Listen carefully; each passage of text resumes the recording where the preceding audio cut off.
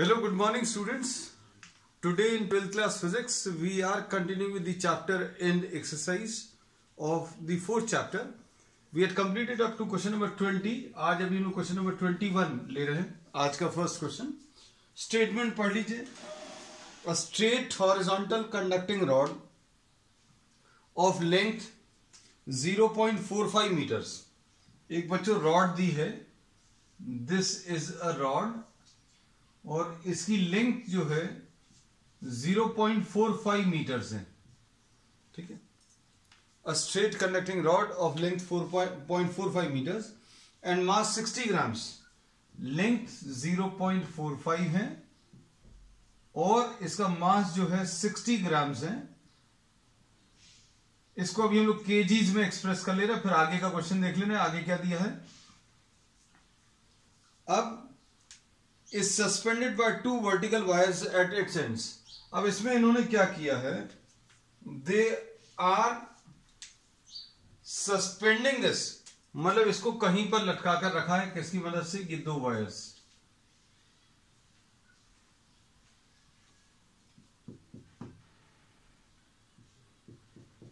This is suspended by two wires.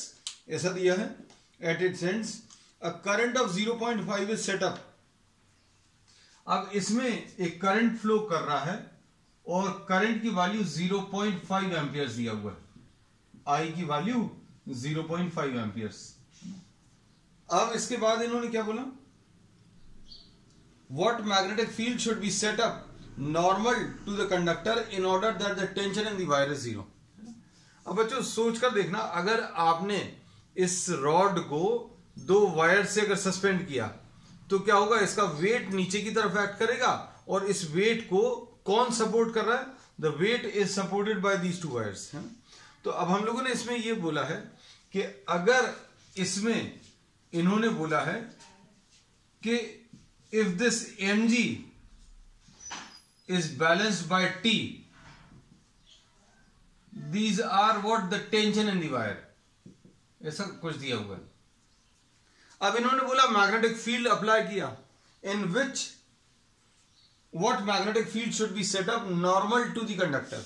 अब यहां पर एक मैग्नेटिक फील्ड सेटअप कर दो. मैग्नेटिक फील्ड अगर सेटअप करेंगे तो क्या होगा. नीचे की तरफ इसमें mg एक्ट कर रहा है और ऊपर की तरफ suppose for example you are trying to apply a magnetic field in this area such that this mg is balanced by the magnetic force.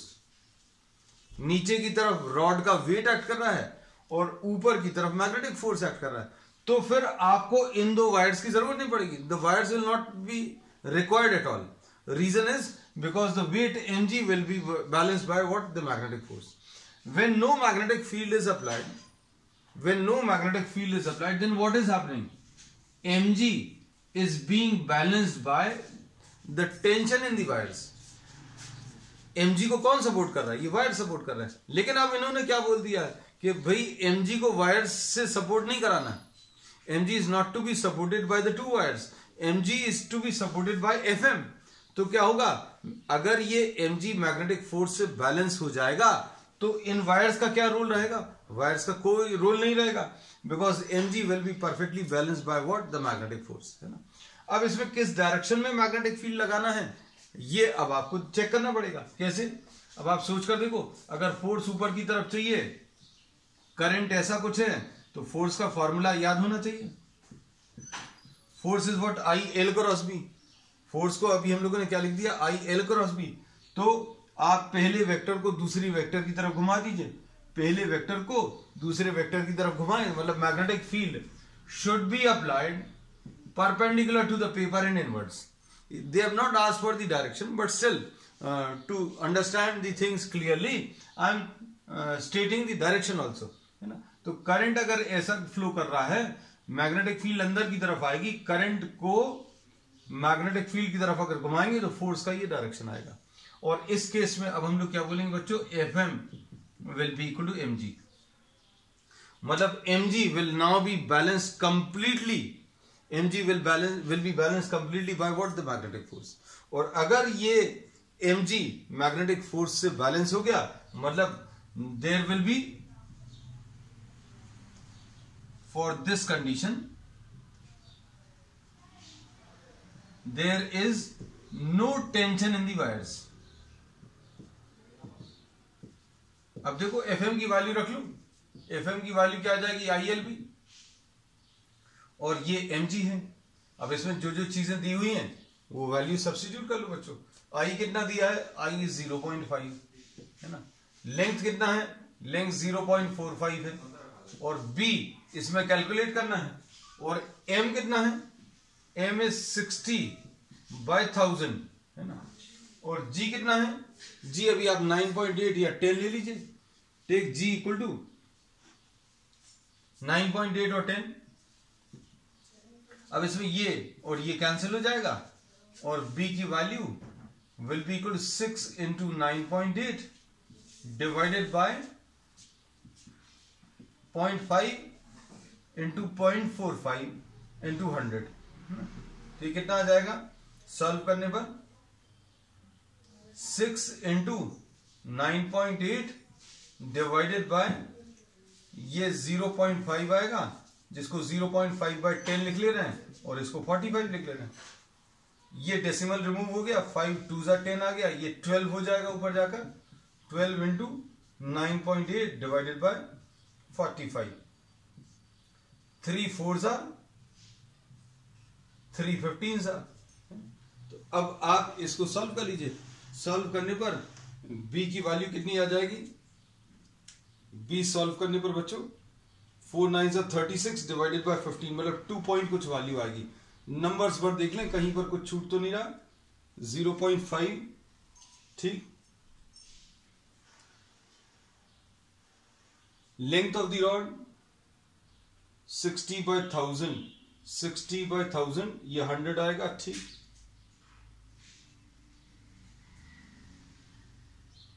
ठीक है. तो आंसर टू दिस आई कितना है बच्चों, आई 5 एम्पियर्स है.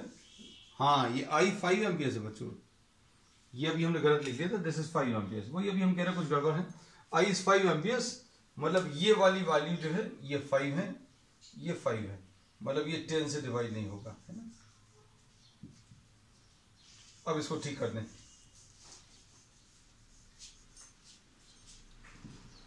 अब इसमें 3 2 जा 6, 3 15 जा, तो ये कितना आ जाएगा बच्चों सॉल्व करने पर, ये 19.6 आएगा डिवाइडेड बाय 75 आएगा. अब इसको सॉल्व करने पर 0.26 टेस्ला इज द आंसर. चलो अब इसके बाद सेकंड पार्ट में क्या बोला बच्चों, इसमें सेकंड पार्ट में what will be the total tension in the wires if the current is reverse.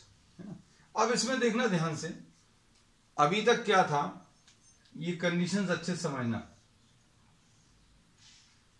ये नीचे की तरफ mg था, और इसमें जो टेंशन आया था, इनमें टोटल टेंशन T था, तो T was equal to mg. T किसके बराबर था, T जो ऊपर की तरफ टेंशन है दोनों वायर्स का, that was balancing mg. Now what is happening, अब इसके बाद क्या हो रहा है बच्चों, इसमें ऊपर की तरफ मैग्नेटिक फोर्स लगा दिया, और मैग्नेटिक फोर्स जो है वो mg को बैलेंस कर रहा है. ठीक है. अब सेकंड पार्ट में इन्होंने क्या बोला,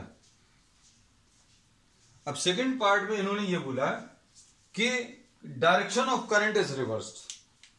अब डायरेक्शन ऑफ करंट रिवर्स कर देंगे तो बच्चों क्या होगा,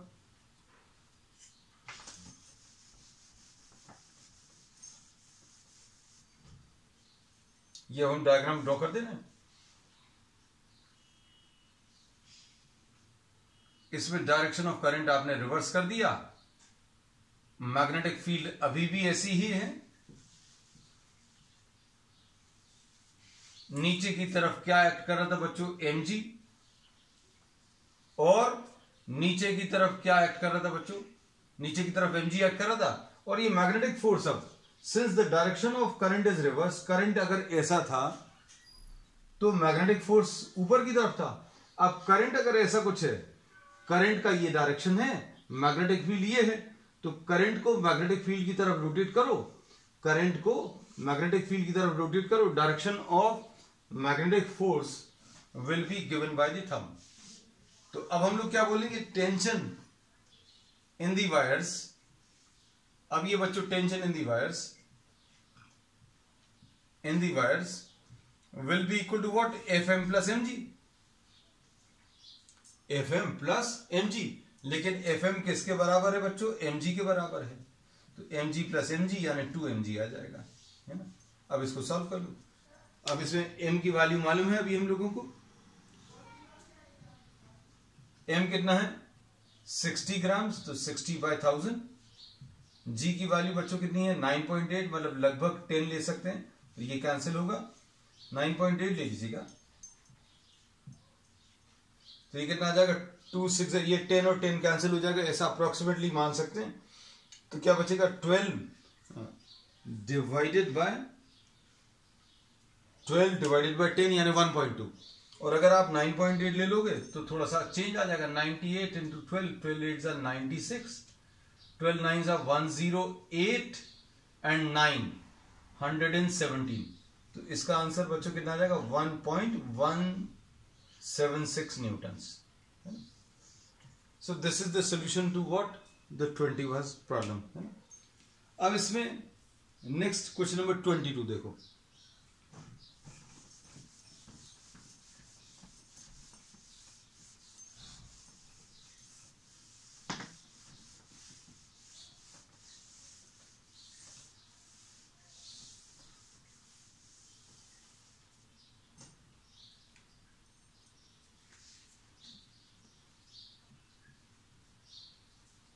Question number 22.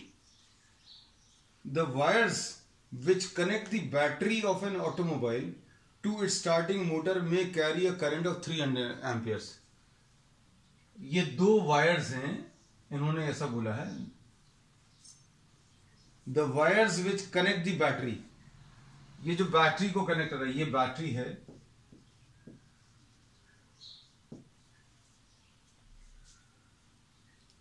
में carry a current of what 300 amperes. Current इसके अंदर 300 एम्पियर्स, ठीक है। फिर उसके बाद what is the force per unit length between the wires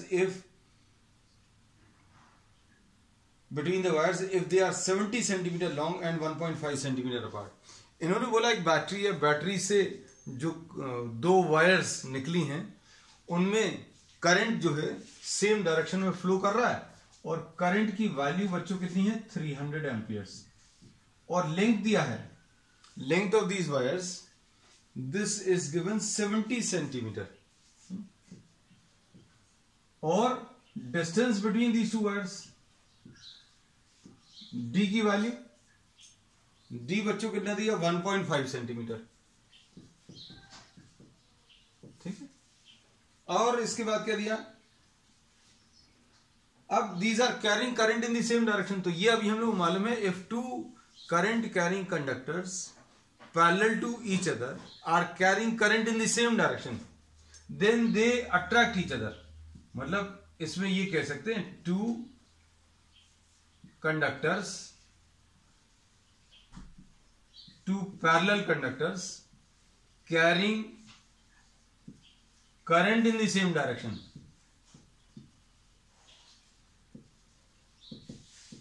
attract each other, ये मालूम है अभी हम लोगों को। And these attract each other with a force which is given by F by L is equal to mu 0 I1 I2 upon 2 pi d. This is the formula, है ना। अब इसमें म्यू 0 कितना है बच्चों, म्यू 0 है 4 pi into 10 to the power -7, और I1 और I2 तो दोनों में करंट जो है सेम आ रहा है। I1 कितना है बच्चों इसमें, I1 इसमें 300 एम्पियर्स है, और I2 भी 300 एम्पियर्स है, और ये 2 पाई है, और D कितना है, D इसमें 1.5/100 है। बस अब आप इसमें वैल्यू सब्स्टिट्यूट कर लो, ये 2 पाई इसके साथ कैंसिल होगा, तो कितना आ जाएगा, ये F by L will be equal to 2 into 10 to the power -7, ऐसा कुछ आया, और ये 3 इंटू 3 कितना आ जाएगा, 9 आ जाएगा। 10 के पावर्स को भी देख लो, 10 के पावर्स क्या है बच्चों, यहां पर ये 2 जीरोस हैं, ये 2 जीरोस हैं, 2 जीरोस 2 + 2 4, और ये 2 जीरोस नीचे से ऊपर जाएंगे तो कितना आ जाएगा, 6 जीरोस आ जाएंगे, तो ये +6 कर दिया, डिवाइडेड बाय 1.5, ऐसा कुछ मिलेगा। तो इसको सॉल्व करने पर बच्चों कितना आ जाएगा, ये 1.5 कितने टाइम्स कैंसिल होगा, 6 टाइम्स कैंसिल होगा, तो ये 12 × 10⁻⁻1 आएगा, जिसको कि अभी हम लोग कितना 1.2 न्यूटन पर मीटर्स लिख सकते हैं। तो सिंपल था क्वेश्चन, ये बहुत ज्यादा टफ नहीं था, सिंपल फॉर्मूला एप्लीकेशन, फॉर्मूला पर मालूम होना चाहिए, you'll get the answer। Next question देख लो, ये थोड़ा सा मुश्किल है। Question number 23। Question number 23 statement पढ़कर देख लो बच्चों कैसा दिया है।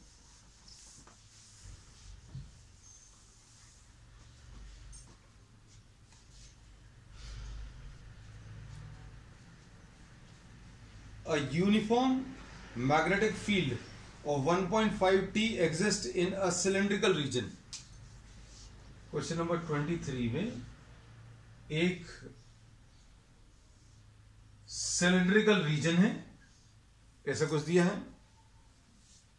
ठीक, और 1.5 tesla exist in a cylindrical region of radius 10 centimetre. बच्चों इसका रेडियस जो है, रेडियस 10 सेंटीमीटर दिया है, ठीक। उसके बाद मैग्नेटिक फील्ड इसके अंदर एग्जिस्ट कर रही है, कितनी 1.5 T, ठीक। उसके बाद क्या दिया है, its direction parallel to the axis along east to west. अब ये चीज अच्छे से समझना बच्चों, सपोज ये ईस्ट है, ये वेस्ट है, तो बच्चों मैग्नेटिक फील्ड इसमें ऐसी एग्जिस्ट कर रही है, फ्रॉम ईस्ट टू वेस्ट, ऐसा कुछ दिया हुआ है। और इसके बाद क्या दिया है, a wire carrying current 7 amperes in the north south direction, north to south direction। बच्चों नॉर्थ से साउथ डायरेक्शन में एक करंट कैरिंग कंडक्टर रखा हुआ है,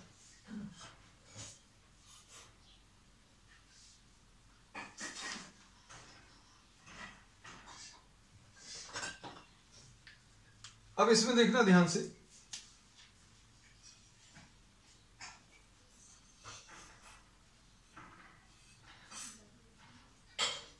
ये नॉर्थ साउथ डायरेक्शन, और यहां कहीं पर इन्होंने क्या बोला है, a wire carrying a current of 7 amperes in north south direction passes through this region। अब इसमें इन्होंने ये बताया है कि एक करंट कैरिंग कंडक्टर जो है नॉर्थ साउथ डायरेक्शन में रखा हुआ है। अब इसमें बच्चों थोड़ी सी चीजों को इमेजिन करना पड़ेगा कि आपको एक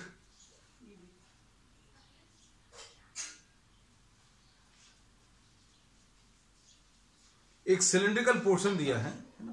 अब इसमें अभी तो हमें यही मिला सिलेंडर दिखाने के लिए, इसमें मैग्नेटिक फील्ड ऐसा कुछ डायरेक्शन में एग्जिस्ट कर रही है ना। और मान लीजिए ये ईस्ट वेस्ट डायरेक्शन है, ये ईस्ट वेस्ट डायरेक्शन है बच्चों, अच्छे समझना, ईस्ट वेस्ट डायरेक्शन ये है, इसमें मैग्नेटिक फील्ड ऐसी एग्जिस्ट कर रही है, और एक कंडक्टर आपने नॉर्थ साउथ डायरेक्शन में, परफेक्टली नॉर्थ साउथ डायरेक्शन में ऐसा कुछ रखा हुआ है ना।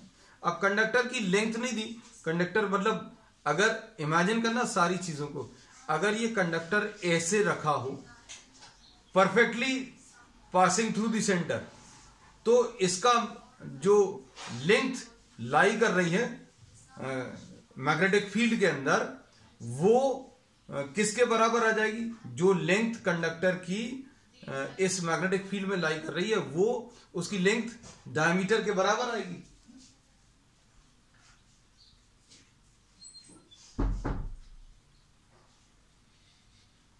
है ना।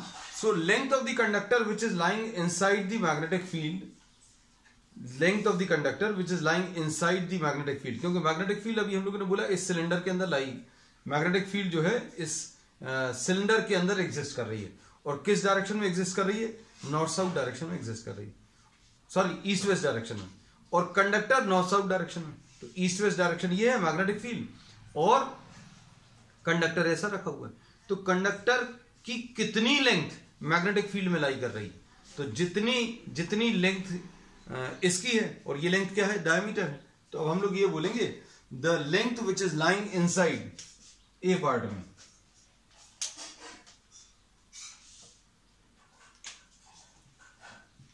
The length of the conductor lying inside the cylinder will be equal to what, the diameter of the cylinder। Main चीज ये है, तो कंडक्टर तो कितना भी बड़ा हो सकता है, लेकिन कितना पोर्शन अंदर लाई कर रहा है ये समझ में आना चाहिए। हम लोगों ने बोला ईस्ट वेस्ट डायरेक्शन में मैग्नेटिक फील्ड एग्जिस्ट कर रही है, और नॉर्थ साउथ डायरेक्शन में ये कंडक्टर है। तो कंडक्टर की कितनी लेंथ मैग्नेटिक फील्ड में है, जितना इसका डायमीटर है। तो हम लोगों ने बाकी पोर्शन का क्या बोलेंगे बच्चों, ये जो इतना पोर्शन है ये बाहर लाई कर रहा है, ये इसके पीछे भी जो पोर्शन है वो बाहर लाई कर रहा है। तो the length of the conductor lying inside the cylinder will be equal to the diameter of the cylinder. अब इसमें क्या करोगे, फोर्स निकालना बच्चों। तो फोर्स कैसे मिलेगा, force acting on the conductor,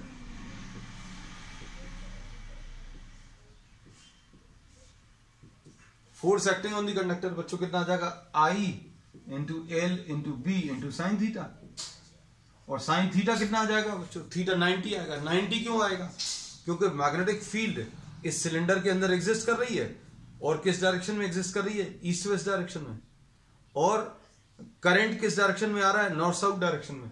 तो east west direction magnetic field और करंट नॉर्थ साउथ डायरेक्शन, तो दोनों के बीच में एंगल 90 डिग्री आएगा। तो फोर्स की वैल्यू बच्चों कितनी आ जाएगी, आई इंटू एल इंटू बी। तो करंट कितना है बच्चों, करंट कितना बताया था इन्होंने, 7 एम्पियर, 7, और लेंथ कितनी है, तो लेंथ अभी हम लोग बोल सकते हैं बच्चों कितनी आ जाएगी, इक्वल टू डायमीटर 20 सेंटीमीटर। तो ये 20/100 इंटू बी कितना है बच्चों, बी 1.5 है, बस इतना सॉल्व करना है, इंटू साइन 90 की वैल्यू 1। तो ये सॉल्व कर लीजिए, ये कितना आएगा, ये कैंसिल होगा, 2 इंटू 1.5 3 आ जाएगा, 7 इंटू 3 डिवाइडेड बाई 10, ये 21 डिवाइडेड बाई 10 यानी 2.1 आ जाएगा। अब डायरेक्शन की बात करनी है इसमें, what is the magnitude and direction of the force if the wire intersects the axis। बच्चों अगर वायर एक्सिस को इंटरसेक्ट कर रहा है, एक्सिस को इंटरसेक्ट कर रहा है मतलब क्या है, ये अच्छे समझना, ये इसकी एक्सिस है जो सेंटर से पास होती है। अब ये current carrying conductor north south direction में कैसा हो सकता है, नॉर्थ साउथ डायरेक्शन में नीचे भी हो सकता है, यहां पर भी हो सकता है, डायमीटर पर भी हो सकता है, ऐसा भी हो सकता है। तो इन्होंने बोला कि ये जो कंडक्टर है वो किसको, एक्सिस को इंटरसेक्ट कर रहा है। तो पहले केस में, in the first case it is given, that the length और the conductor intersects the axis.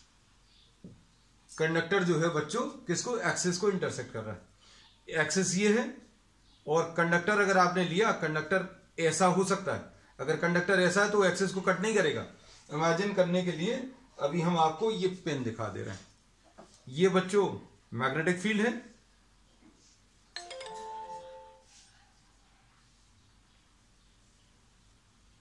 ध्यान से देखना, ये जो है ये मैग्नेटिक फील्ड है जो सेंटर से पास हो रही है, ये जो एक्सिस के अलाउंग। अब इसके बाद ये मैग्नेटिक फील्ड एग्जिस्ट कर रही, उसके बाद इन्होंने क्या बोला, ये जो कंडक्टर है, ये कंडक्टर यहां पर भी हो सकता है। अगर कंडक्टर ऐसा है तो क्या होगा, इसकी बहुत कम लेंथ मैग्नेटिक फील्ड में लाई करेगी। लेकिन प्रॉब्लम में फर्स्ट पार्ट में क्लियरली बोला है कि ये जो कंडक्टर है that is intersecting the axis. तो कंडक्टर अगर इंटरसेक्ट कर रहा है एक्सिस को, तो अभी हम लोग बोलेंगे the length of the conductor lying inside the cylinder will be equal to diameter of cylinder. तो कैलकुलेशंस पूरे दिखा दिए है ना। अब उसके बाद सेकेंड पार्ट में बच्चों क्या बोला है, the wire is turn from north south direction to north east and north west. अब ये चीजों को अच्छे से समझना बच्चों, है ना। अब इसमें क्या किया इन्होंने, ये जो वायर ली थी, इस वायर को नॉर्थ साउथ डायरेक्शन से शिफ्ट कर दिया। और किस डायरेक्शन में शिफ्ट कर दिया, नॉर्थ ईस्ट से नॉर्थ वेस्ट। अब नॉर्थ ईस्ट से नॉर्थ वेस्ट अगर आपने शिफ्ट कर दिया, सॉरी नॉर्थ साउथ डायरेक्शन से नॉर्थ ईस्ट और नॉर्थ वेस्ट। अब इसमें अगर आपने इसको ऐसा कुछ शिफ्ट कर दिया तो क्या होगा, इमेजिन करना सारी चीजों को। अगर ऐसा कुछ शिफ्ट कर दिया तो ये सिलेंडर हमारा तो छोटा सा है, इमेजिन करना ये सिलेंडर जो है बच्चों बहुत बड़ा सा है। इसमें ये सिलेंडर जो है पूरा इधर तक एग्जिस्ट कर रहा है। अभी तक कुछ हिस्सा किसके बराबर, इक्वल टू द डायमीटर। कितना हिस्सा, इक्वल टू द डायमीटर, ये सिलेंडर के अंदर लाई कर रहा था। लेकिन अब हम लोग क्या कर रहे हैं, इसको थोड़ा सा ऐसा टिल्ट कर दिया। अगर आप इसको टिल्ट करोगे तो देखो डायग्राम में कैसा आएगा।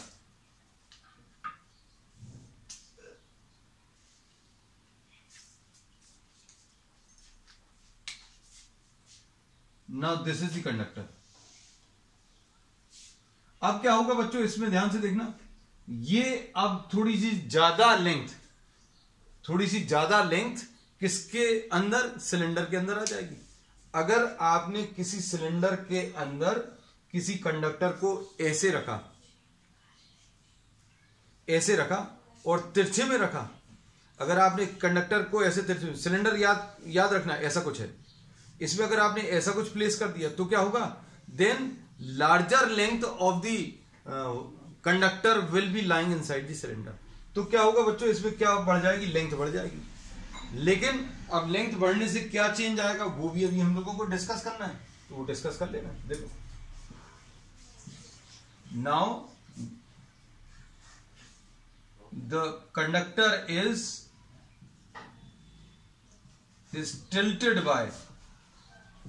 tilted by 45 degrees from north south direction to north east direction। ये सेकंड पार्ट में ये बोला। अब इसकी वजह से क्या होगा, अ larger length is now lying inside the magnetic field. ये अभी हम लोगों ने दिखा दिया, पहले सिर्फ इतनी लेंथ लाई कर रही थी, आप थोड़ी सी ज्यादा लेंथ लाई करेगी, है ना। तो अब हम आपको इसमें डायग्राम बना के दिखा दे रहे हैं बच्चों।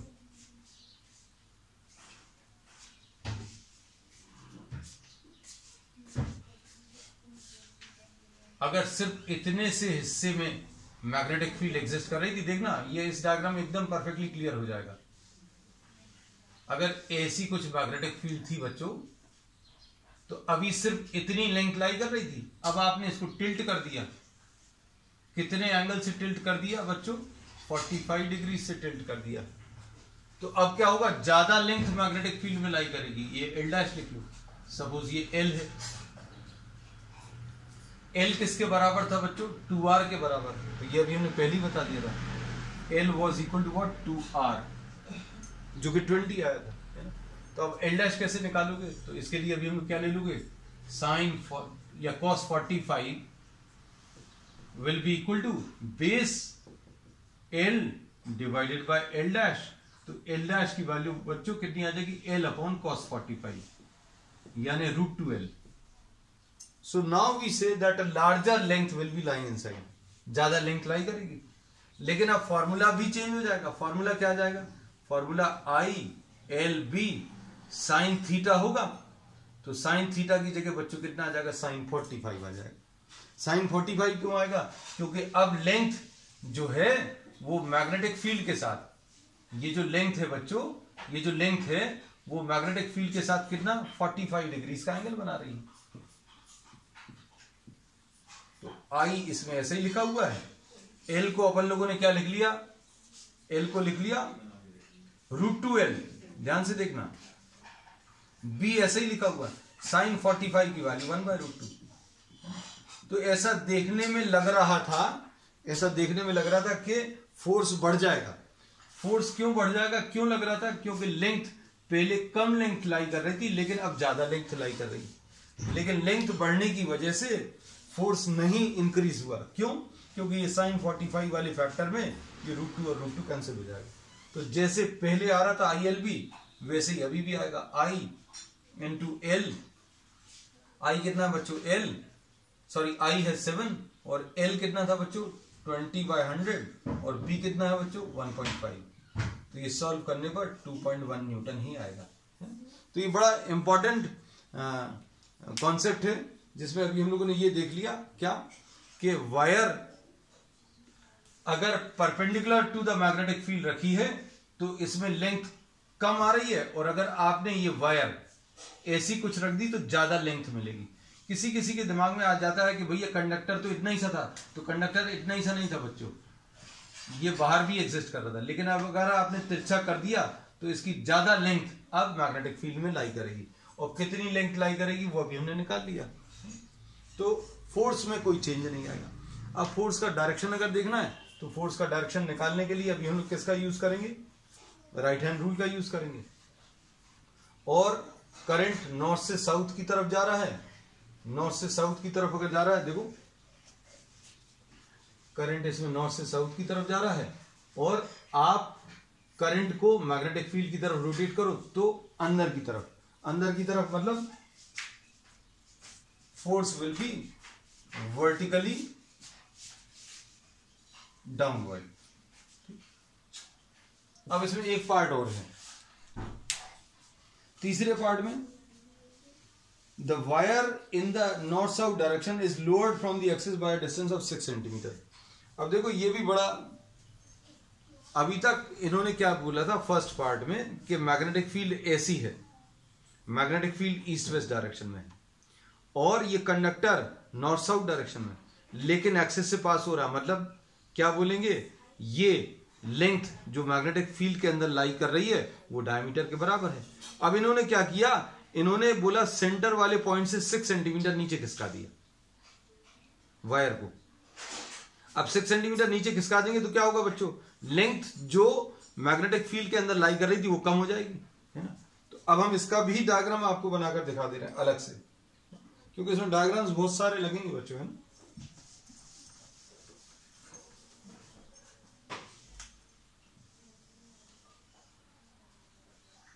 इसमें जब ये करंट कैरिंग कंडक्टर ऐसा रखा हुआ था तो इतनी लेंथ डायमीटर के बराबर मैग्नेटिक फील्ड में लाई कर रही थी। अब इसको नीचे खिसका दिया तो अब सिर्फ इतनी लेंथ, कितनी लेंथ, इतनी लेंथ मैग्नेटिक फील्ड, क्योंकि मैग्नेटिक फील्ड सिर्फ सिलेंडर के अंदर एग्जिस्ट कर रही है, ऐसा इन्होंने बोला।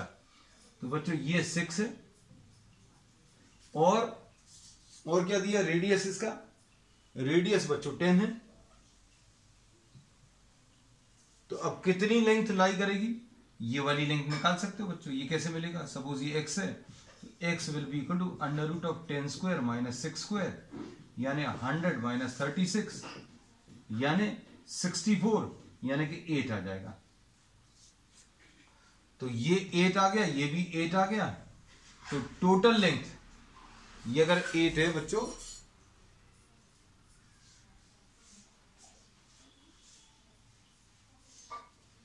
अगर ये 8 है, ये भी 8 है, तो length now lying inside the cylinder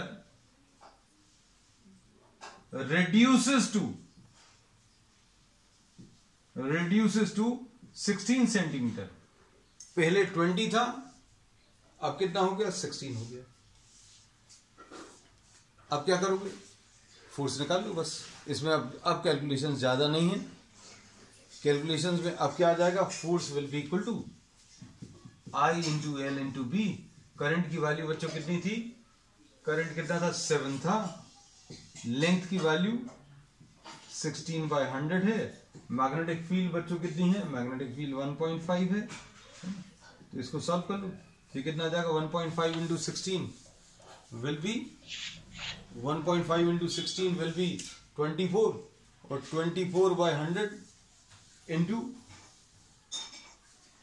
24/100 into 7, 24 into 7 अगर आपने 7 4 28 7 2 तो ये 1.68 न्यूटन आ जाएगा। So the answer to this will be, third part will be 1.68 newton. Direction में कोई चेंज नहीं आएगा, direction will be vertically downward. तो बच्चों आज के लिए इतना ही, we will continue with the remaining problems on the next time. That's all for today.